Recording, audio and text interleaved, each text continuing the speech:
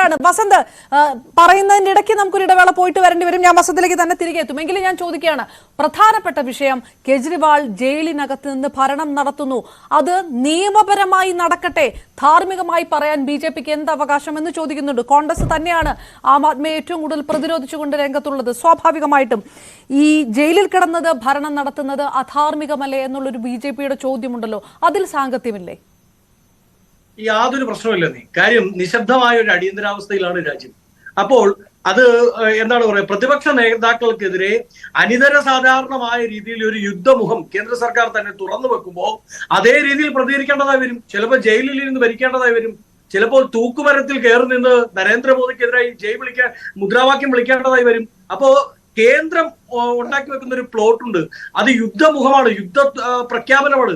അവിടെ ആ രീതിയിൽ തന്നെ സമരങ്ങളുമായി ഒരുപക്ഷെ ഡൽഹി ഭരിക്കുന്നവർക്കോ അല്ലെങ്കിൽ തമിഴ്നാട് ഭരിക്കുന്നവർക്കോ കർണാടക ഭരിക്കുന്നവർക്കോ ഒക്കെ ചിലപ്പം യുദ്ധ പ്രഖ്യാപനങ്ങൾ നടത്തേണ്ടവയും രാഷ്ട്രീയപരമായി അത് തന്നെയാണ് ഉണ്ടാവുന്നത്. നോക്കൂ, പണ്ട് നമ്മൾ എന്താണ് പറഞ്ഞുകൊണ്ടിരുന്നത്, ഡു ഓർ ഡൈ എന്നുള്ളതായിരുന്നു സ്വാതന്ത്ര്യ സമരത്തിന്റെ സമയത്തെ മുദ്രാവാക്യം. ഇന്നും BJP മുമ്പോട്ട് വെക്കുന്ന മുദ്രാവാക്യം എന്താ? ജയിൽ ഓർ ജോയിൻ, ഒന്നെങ്കിൽ BJPയിൽ ജോയിൻ ചെയ്തോ ഇല്ലെങ്കിൽ ജയിലിൽ പോകാം എന്നുള്ളതല്ലേ. എത്ര കേസുകളുണ്ട്?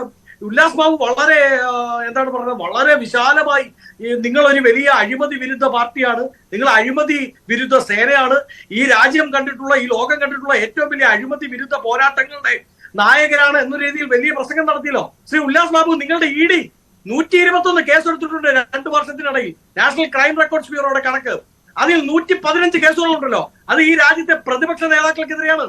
അതിൽ 6 കേസുകളിൽ ഒരു കേസ് വസുന്ധര രാജെ സിന്ധ്യ എന്ന് പറയുന്ന നിങ്ങളുടെ രാജസ്ഥാനിലെ മുൻ മുഖ്യമന്ത്രിക്കെതിരെയാ. ഏത് സമയത്താ കേസെടുത്തതെന്ന് അറിയാമോ? അവരുടെ മകനെതിരെ.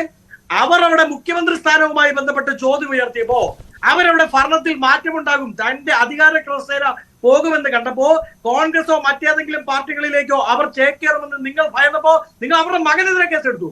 അങ്ങനെ നിങ്ങളുടെ പാർട്ടിയുടെ ഉള്ളിലുള്ള എന്താ പറയുന്നത് പ്രതിപക്ഷ ശബ്ദങ്ങളെ മുഴുവൻ നിങ്ങൾ 6 കേസുകളിൽ ഒതുക്കി നിർത്തി. മറ്റു 115 കേസുകളിൽ 8 കേസുകൾ നിങ്ങൾ സെറ്റിൽ ചെയ്തു. ഏതൊക്കെയാ 8 കേസ് എന്ന് അറിയാമോ? ഒന്ന്, ഹേമന്ത് വിശ്വാസ് ശർമ്മ, ശാരദാ ചിട്ടി ഫണ്ട് തട്ടിപ്പ് എന്ന് കേട്ടിട്ടില്ലേ? 2014 നിങ്ങൾ അധികാരത്തിലേക്ക് വരുമ്പോ ഏറ്റവും കൂടുതൽ നിങ്ങൾ ഉപയോഗിച്ച വാക്കാണ് ശാരദാ ചിട്ടി ഫണ്ട്. അതിൽ ഹേമന്ത് വിശ്വാസ് ശർമ്മ അദ്ദേഹം നിങ്ങളുടെ പാർട്ടിയിൽ ചേർത്തു. നിങ്ങൾ അങ്ങേ അടിമുടി നിങ്ങൾ വെളുപ്പിച്ചു കൊടുത്തു.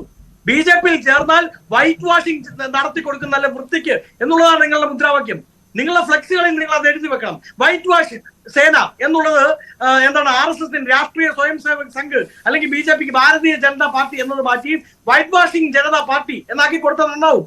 എത്ര പേരെയാണ് BJPയിൽ ചേർന്നതിന്റെ പേരിൽ നിങ്ങൾ EDയുടെ കേസുകൾ, CBIയുടെ കേസുകൾ, നാഷണൽ ക്രൈം ഡിപ്പാർട്ട്മെന്റുകളുടെ കേസുകൾ മാറ്റിക്കൊടുത്തതെന്ന് അറിയുമോ? അജിത് പവാറിനെ ഓർമ്മയുണ്ടോ ഉല്ലാസ് ബാബുവിന്? ആരാണ് അജിത് പവാർ? മഹാരാഷ്ട്രയിൽ നിങ്ങൾ പറഞ്ഞത് NCP സമം naturally corrupted party. There is a captain for naturally corrupted party and that is Ajit Pawar എന്നാണ് നിങ്ങൾ പ്രസംഗിച്ച വേറെ ആരുമല്ല, അമിത്ഷായാണ്. അമിത്ഷാ മഹാരാഷ്ട്രയിൽ. അജിത് പവാർ നിങ്ങളുടെ കൂടെ കൂടി കോൺഗ്രസിന്റെ പാളയം വിട്ടു. ഉടനെ അജിത് പവാറിനെതിരായിട്ടുള്ള എല്ലാ കേസുകളും കൂട്ടി മാറ്റി തേച്ചു കൊടുത്തു.